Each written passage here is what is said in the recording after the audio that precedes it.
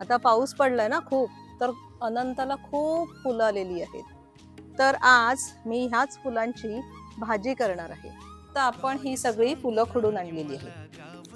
तर हे जे फूल आहे याचा जो देठाचा भाग आहे तो कडक असतो, तो आपण नाही घेणार आहोत. फक्त ह्या ज्या पाकळ्या आहेत त्या फक्त खुडून घ्यायच्या. अशा ह्या सगळ्या पाकळ्या ज्या आहेत त्या आपण काढून घेणार आहोत.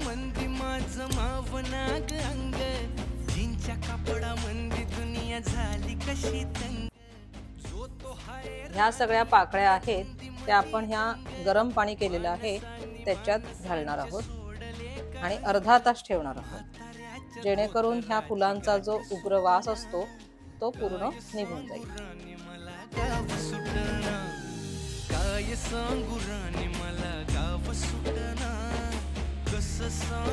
ही आहेत अनंताच्या फुलांच्या पाकळ्या, ज्या गरम पाण्यात आपण अर्धा तास ठेवल्या होत्या. त्याच्यानंतर त्या उपसून काढल्या आणि बारीक चिरून घेतलेला आहे. त्याच्यासोबत लागेल बारीक चिरलेला कांदा आणि टोमॅटो आणि फोडणीसाठी मिरची. कढईत तेल तापत ठेवलेलं आहे, त्यात आपण थोडीशी मोहरी घालणार आहोत. मोहरी तडतडली की त्यात घालूया जिरं. जिरं थोडं जरा जास्ती घालायचं म्हणजे त्याचा वास चांगला लागतो आणि ह्या भाजीमध्ये जिरं छान लागतं. त्यानंतर हिंग,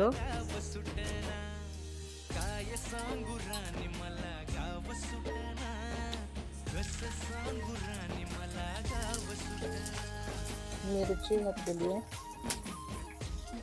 थोडी हळद घालूया.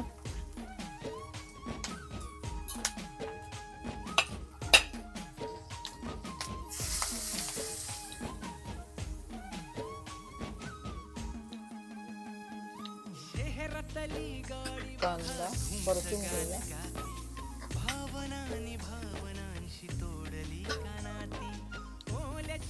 टोमॅटो, शारदाच्या चांदण्यात भिजल्या कागराती सर्जा राजाची गजोडी माग हटना. काय सांगू राणी मला गाव सुटना, काय सांगू राणी मला गाव सुटना. करी वाफ होती ती दिली. कांदा टोमॅटो कोमेजलाय, आता आपण त्यात ही पाकळ्या घालणार. प्रेमाच्या या रंगमंदी रंगते आमची होळी. दिवाळीच्या सणामंदी जमली मंडळी. सुरसुरीच्या सुरामंदी चाखू पुरणपोळी. चुलीवरल्या भाकरीची चवही सुटना.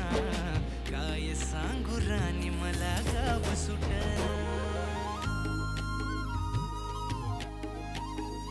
हो शहरातली पोर कशी साहेब झाली गावाकडे. अशा छान छान आणि नवनवीन रेसिपीचा आस्वाद घेण्यासाठी रोहिणी कृषी पर्यटनाला नक्की भेट द्या.